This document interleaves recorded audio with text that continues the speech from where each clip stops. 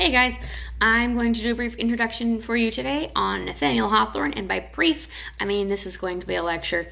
I'm sorry, but also not really. So, welcome. Nathaniel Hawthorne was born in 1804, so he's a little bit older than our buddy Edgar Allan Poe. They actually did run into each other occasionally, but not often. Hawthorne and Melville were actually buddies, which is kind of fun. A lot of the American Romantics kind of hung out together. If you did not already watch the Poe video, or you just need a clarification on what the American Romantics are, they're folks who were very, very focused on humanity, the nature of humanity, and also mankind's relationship with nature. So it's romantic, not like, oh, love, love, love, but like, ooh, plants. That's kind of what they're after. Now, Nathaniel Hawthorne is from Salem, Massachusetts, and he was born as Puritanism was on the wane in the region. So Puritanism is still kind of dying out. However, it was still a big part of the culture of Salem, Massachusetts itself. Puritans were a group of Protestants, particularly English Calvinists, who came to the New World to worship God in a manner they saw purer in terms of Christian doctrine and practice. And this is important because Hawthorne's relatives were Puritans in the 1600s. Now, when you think of the 1600s in Salem, Massachusetts, there is one thing that should pop into your brain if you are a nerd or also someone whose family is from Boston, and that is the Salem witch trials. Fun fact, my great uncle had a house on Gallows Hill where they hung all the witches, and my mom and her cousins used to go sledding down that hill. Is that a fun fact, really? Probably not, but it is an interesting fact. So Nathaniel Hawthorne's relatives were involved in the Salem witch trials, and one of his ancestors was actually a judge. So when Nathaniel Hawthorne got older, he added the W to his name because he was really embarrassed and he wanted to separate himself from that because it was horrible. So the Salem witch trials, let's put a pin in Hawthorne and break this down a little bit. Okay. Again, as with all bits of history, this is a very abridged version. If you took an actual history class, you would have more information, bloody, bloody, blah. Okay, right? We're good? Okay, disclaimers as usual? Awesome. So the Salem witch trials, basically, were a result of a couple of possible things. There's a possibility that everyone in the town ate bread that had some sort of mushroom in it or some sort of infecting material, and that the entire town was basically high as a kite. And the town is like watching all of this and seeing witches everywhere because they're all just very, very high. And so they're imagining they're seeing witches, and they're like, oh my gosh, there's a witch over there, there's a witch over there, there's a witch over there. We need to kill all the witches. And that's just what led to the panic. There's another possibility, and that is the idea that there are two Salems, Salem Town and Salem Village. And it was noted that a lot of the people that were accused of being witches were people who were on the outskirts of society, old ladies, widows, people who were refusing to marry the people that they were supposed to marry, and also business rivals of the Putnam family, which is very interesting. It's very much a coincidence that a lot of business rivals for some of the accusers turned up as witches. It's a quinky-dink, all right? It's very suspicious. The other theory, and my personal favorite, is that there were a lot of young ladies, and they were the initial accusers, and that these girls had been bored because it was winter in Salem, Massachusetts during the Puritan years. And the Puritans, there was no singing, there were no colors. They wore those black hats that you see when you think of pilgrims. They wore those outfits only with less color, right? And they were very, very strict. Sundays were a day for prayer. You did absolutely no work on Sundays. So the other theory, my personal favorite, goes that some of these young ladies were chatting because they were bored, and they were talking with a slave woman named Tituba, who was from the Caribbean, and she practiced, I want to say voodoo, but I could be wrong. It might be the other voodoo practice, but she had practiced a different religion, and she was telling them about her religion. And this was a no-no. You didn't talk to other people about anything that involved spirits or magic in any capacity, right? So the girls possibly just felt super guilty, and the only way they could think of to get rid of their guilt was to be like, oh my gosh, there's witches everywhere, because then they were like cleaning up the town and it was helping them feel less guilty. And also they were throwing themselves on the ground. So they were in churches and just feeling horribly guilty is the theory. And they would just throw themselves to the ground and just start screaming. It's a possibility. Oh, the other theory is that they were just bored and they didn't mean to kill so many people. Which is also a valid interpretation. Yeah. So how it started is they were at a church service and this group of girls just started throwing themselves to the ground and being like, she's a witch, she's a witch, she's a witch, she's touched me. And so then all the witches were arrested. Here's the thing with this. They were accepting what is called spectral evidence. And this was the thing that Hawthorne's ancestor was doing and encouraging. And it was basically, if you had a pinch mark on your arm, okay, you could say, oh my gosh, the witch did it. She's a witch and she just bit me. And everyone would be like, how dare you bite this poor young lady, and arrest them. You all see the flaw in this, right? Like you see the, okay. So they would be places and all of a sudden like get poked, or you could have someone in a big crowded place going like this, she's making me hit myself, and everyone would buy it. So that was happening. And here was the other trick. If you accuse someone of being a witch, you got their stuff. So people would accuse people of being witches, they'd take their stuff. Now this person had two choices. They could either be like, yes, I'm a witch, I confess, and I will help you catch other witches. And if you helped catch other witches, you didn't have to die or go to prison, and you got the stuff of whoever you accused. So it just like cycled around. A lot of people though were like, I'm not a witch, I'm just an old lady. There was one man who was killed, a lot of people died, but one man in particular was killed by this method called pressing, and they put rocks on him, and every time they were like, are you a witch? And he's like, not a witch. And they put another rock on his chest, and he was like, are you a witch? Still not a witch. And eventually he died. So Tituba was actually one of the first accused of witchcraft, and she was actually very quick in admitting that she was a witch, and that she should help catch the other witches. She was in prison for quite a while, though a lot of the witches were in prison. The thing that really ended the Salem witch trials was the fact that they accused several people who they probably should have left alone, really high-ranking political folks. There was a priest, and they were like, can you say the Lord's Prayer? Because that was a sign of a witch. You couldn't say the Lord's Prayer if you had been given over to the witches. Because that meant that you were worshiping the devil, and that did not go together. And he was like reciting the Lord's Prayer, and they're like, oh, maybe we made a mistake. But then someone accused the governor's wife, and the governor's wife was a devout religious lady.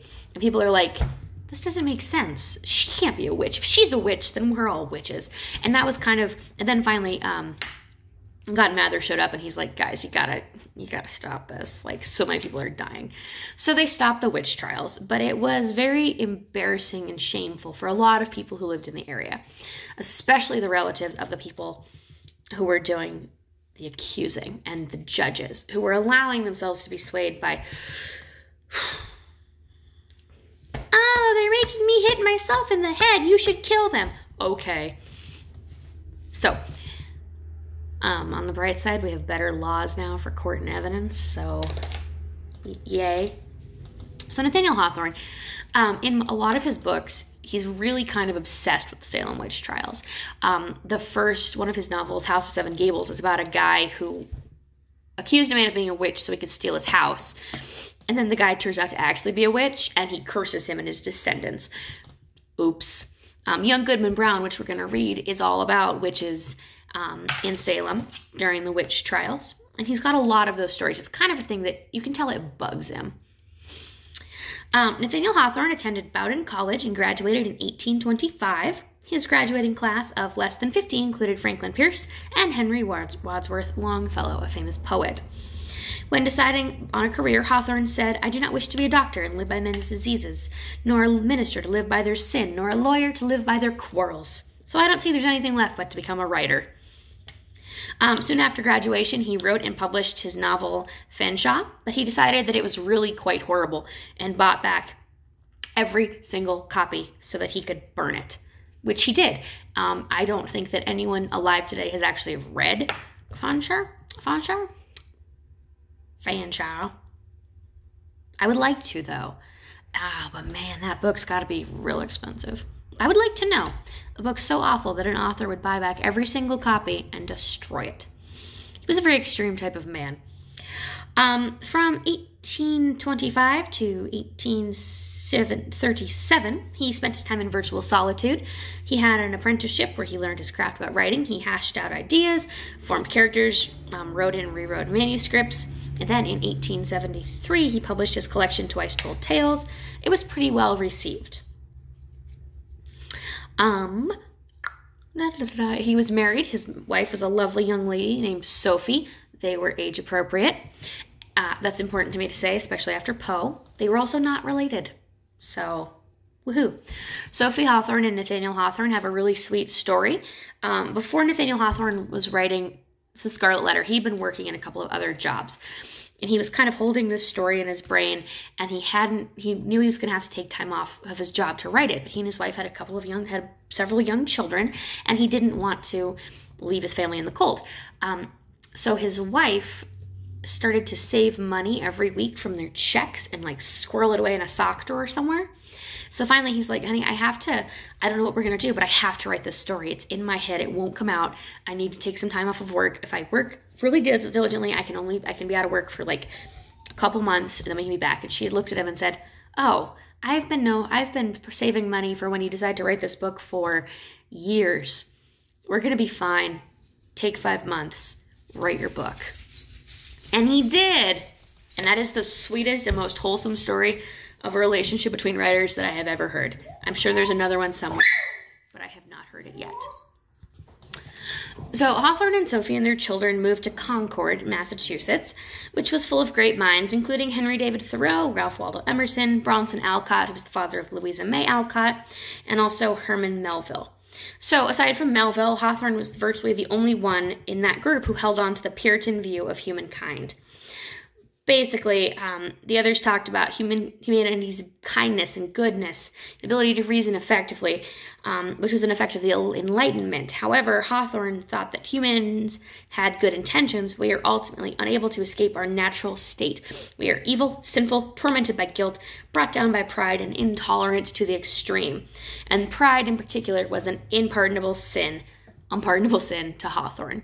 So Hawthorne and Melville, again, are the dark romantics along with Poe. But Hawthorne and Melville had a difference. So Poe was like, people are the worst. If we make our little scary person escape, like our Hulk side escapes, there's no getting him back. But Hawthorne and Melville were like, but by all working together, right? And by accepting the fact that we're broken, awful, horrible people, we can overcome that. There are ways for us to actually be good people. Hawthorne and Melville also dedicated things to each other, which is super sweet. So they're buddies. Poor Poe, he had no friends, and not even the other romantics hung out with him. So sad. He should have stayed in Boston. So Hawthorne and Melville both, like I said, believe that humans could eventually overcome this by a lot of work and help from our neighbors, get by with a little help from your friends. They believed it was possible. Unlikely, but possible that we as people could be okay. It was just pride that really messed us up. Hawthorne was never really able to separate himself from the inherited guilt that was passed to him from his ancestors. So he was never really able to get over the fact that his ancestors, burned people alive and put rocks on them and took bad evidence. He kind of held that his whole life, and that was also a back part of his religious background, which dealt with the concept of original sin, which basically means that we all inherited sin because of Adam and Eve eating the apple in the Garden of Eden, or the fruit, whatever it is. It could have been a steak. We don't know. That would be hilarious, though, a steak tree. We are at our core fallen beings, and Hawthorne believed that if we accepted our evil human nature, that was better than being in denial of it. And also the idea that he saw Puritans were very intolerant of anyone who was not a Puritan. He said that's pride. So not only are they not able to be perfect, they're very proud. And they're like, well, we are the most perfect. And he's like, that's not true. So that was the biggest issue, that the belief that you're better than someone else is his biggest gripe. It's the biggest sin in his brain. Since we're all sinners, he believes, we should try to understand each other and show compassion rather than judgment. Help each other out, which is very nice. Pride was the unpardonable sin, and it could lead to isolation. whether that's caused by you or by your community, and this isolation could cause suffering, even to the point where the prideful person is destroyed. Now, in Hawthorne's stories, sometimes it's not the prideful person who's destroyed, sometimes it's the prideful person's close friends. For example, there's this story of this guy who's got a wife, and she's lovely, she's nice, she's got one tiny little problem, though. She's got a little birthmark on her cheek. It looks like a little fairy handprint, like someone just, like, touched her when she was a baby. And he's like, this, if only you didn't have that birthmark, you'd be perfect, which is not exactly what you should tell people. Like, if only you didn't have that scar, you'd be lovely. So he comes up with all of these schemes to help her remove this birthmark from her face. And finally, they remove the birthmark, but it kills her. But as she's dying, she's like, well, now I'm perfect and I'm good enough for you. And he dies, and then she dies, and he's like, well, guess she wasn't perfect after all. There's another story about a guy who wants to create his daughter and make her the start of a brand new race of people. So he crossbreeds her with a poisonous plant. And then she falls in love, and that's kind of awkward because she can't touch anybody because of the poison, so they can't, like, hold hands and be cute. But then one day they're walking, distancing apart so that way she doesn't accidentally breathe poison on him. And he falls, and she reaches out to help him, and she infects him with her poison. So they decide that they're going to depoison. He doesn't want to be poisoned. So they decide to depoison him and then to depoison her. So they depoison him, but they can't depoison her. They try, and it kills her. And her father's like, oh, my grand experiment. Not like, oh my gosh, I killed my child by crossbreeding her with a poison plant. No. It's like, my experiment is done. That's a bummer. So Hawthorne's a big fan of that. With people who think that they know what they're doing and they know exactly what's going on, and then they find out they don't. And it's always awkward and uncomfortable for that person. Hawthorne also does not believe with Poe that you should write short and to the point. His stories are usually twice as long. They're still good. They're just not as brief, shall we say. In 1850, Hawthorne published The Scarlet Letter, his most famous work. It is a story of love, vengeance, sin, and isolation and suffering that envelops the lives of Hester Prynne, Arthur Dimmesdale, and Roger Chillingsworth. A lot of people didn't like this book because it portrayed the adulteress as sympathetic. So basically, this lady named Hester, her husband is lost at sea, and she has a baby, and it's been 4 years since she saw her husband, and everyone's like, and so they make her put a big scarlet A on her chest, right? Okay. And they're like, who's the father? She's like, I'm not going to say. And they're like, all right, well, we can't punish him, but we can punish you. And they do. And she's ostracized, and she raises her daughter. And then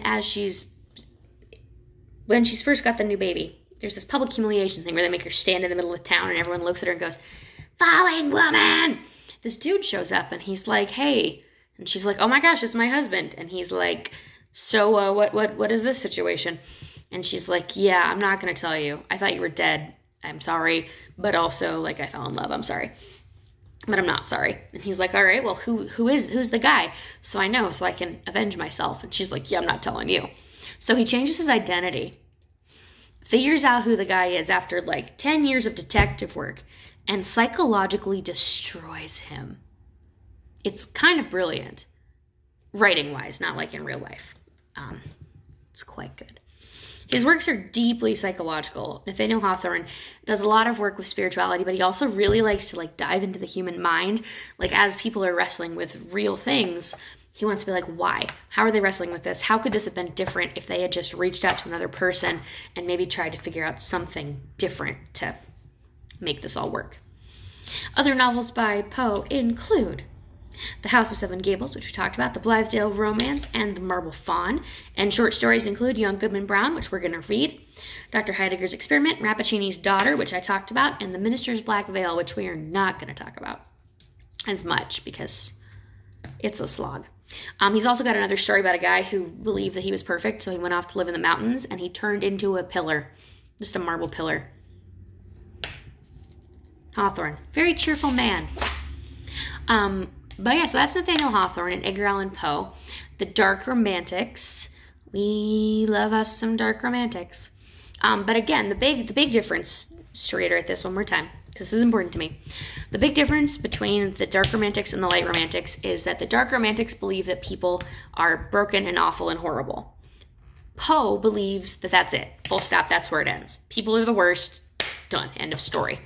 Hawthorne and Melville believe that people can be redeemed.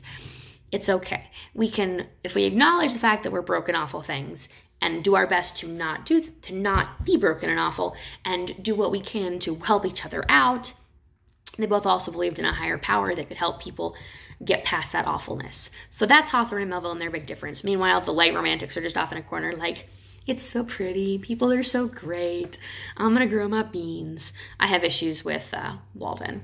So that's Nathaniel Hawthorne. If you have any questions, there will be a discussion post going on coming up soon.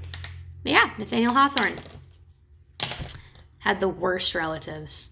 Some of the worst relatives. There's worse relatives, but he had some. They were not great. All right, guys, have a wonderful day. Cav out.